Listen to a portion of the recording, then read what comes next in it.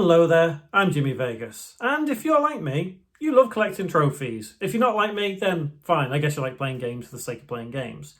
Now, trophies and achievements have existed in the gaming world for quite a while now, and it was initially brought up by Microsoft many years ago, and Sony hence implemented the gold, silver, bronze, platinum trophy system. And almost every game that releases on PlayStation these days has to have a trophy set. Yes, there are some exceptions. But all the physical games behind me do have trophies. And what I want to go through today is 5 games that I think are incredibly easy and fairly quick to get a platinum trophy on. So for all you trophy hunters out there who pride yourselves on getting platinum trophies, here are 5 games which I think you'll find quite useful to add to your platinum trophy collection. First up is a game which I absolutely love, weirdly enough, but that's mainly because of my age, growing up in the 90s. It is Taxi Chaos, and yes, this is a clone of Crazy Taxi. It does play very much like Crazy Taxi, although it doesn't quite have the arcade feel like Crazy Taxi. Obviously, like I say, growing up in the 90s, I love Crazy Taxi, and I think of the Offspring song, All I Want, yeah. It was around that time I got into the Offspring. Anyway, Taxi Chaos is a really easy game. It won't take you more than a day to get all the trophies and get the platinum on this one. Most of them are pretty simple, straightforward. It is a lot of fun.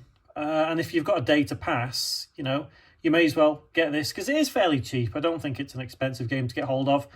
But most of the trophies are just playing the game normally. There's a few tricky ones here and there.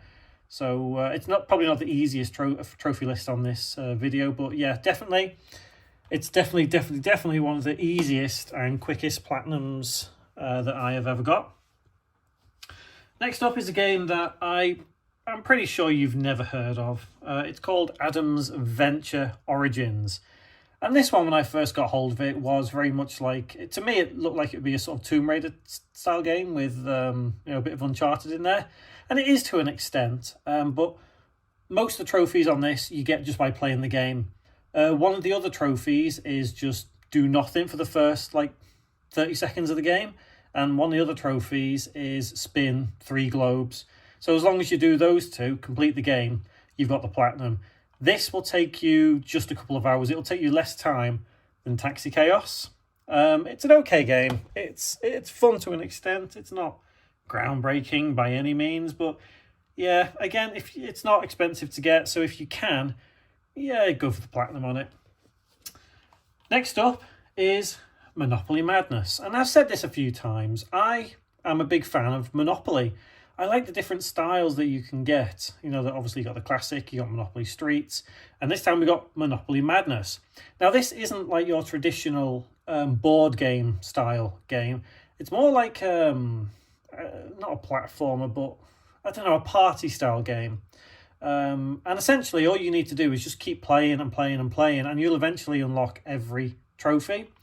You get most of the initial ones just by playing through the start of the game, the tutorial bit.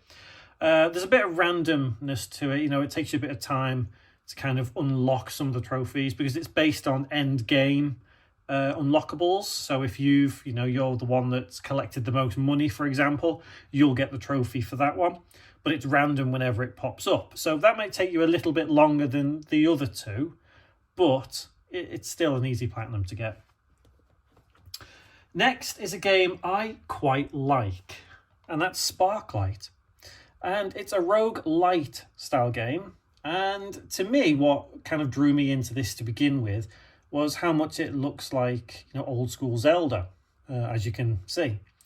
And although it's not a difficult game, there are some challenges within it. So it's not, a super mega easy platinum to get, but it obviously is one of the easiest platinums that I have got. You just have to basically play through the game itself, collect a couple of things, upgrade a couple of things, go hunting for some other things, and you'll do it. Probably 2 days at the most to get the platinum on this. If you sit around playing for the whole day, then yeah, sure, okay, you could probably get it in a single day. But realistically, a couple of days for Sparklight, and you can get the platinum nice and easy. Nothing's missable, obviously. Just play the game through. You probably have most of the trophies already, and then you can just mop up at the end. So the last one, we've got kind of a 2-for-1. And that's Shenmue 1 and 2. Now, the reason I say it's 2-for-1 is because this particular collection has 2 platinum trophies in it, one for Shenmue and one for Shenmue 2. And I think because I am an avid Shenmue fan, obviously around the same time as Crazy Taxi, I just basically platinumed this in like 2 days. So I got the first platinum in a day, got the second platinum the second day. It's actually really, really easy to get the platinums on this one. If you just play through the game, you've probably got almost all the trophies. There's a couple of not really tricky ones, but you just got to go out your way to do a little bit extra. But the platinum is really, really easy on Shenmue. Maybe, actually, do you know what? It's probably just as easy on Shenmue 2 as well. So realistically, you know, if you, all these games are really cheap to get hold of, at least here in the UK. Physically, I think the most expensive one is probably going to be Adam's Venture, just because it's a little bit more scarce than the others. But you can pick up those 5 games for, I would say, probably less than £30 here in the UK. And that's 6 easy platinums straight away. You know, yes, I know I said 5 platinums in the video. But yeah, there we go. I think they're all very, very easy and very quick as well. So I know that collecting trophies is not for everybody, and there are those people out there who just think it deters from the main game. And you know what? That's perfectly fine. That's fine. I don't mind that. I do like collecting trophies, and I will try and get a platinum trophy wherever I can. And sometimes I do go for games because I know it is a very, very quick and easy platinum trophy, much like Adam's Venture. So I did kind of like that game, but realistically, the only reason I got it was because I wanted the platinum trophy on it, just to add to my collection, because I'm a bit weird like that. There are some other games out there which have notoriously difficult trophies, and some people do pride themselves on getting those tremendously difficult trophies. And you know what? Kudos to you if you're one of those people.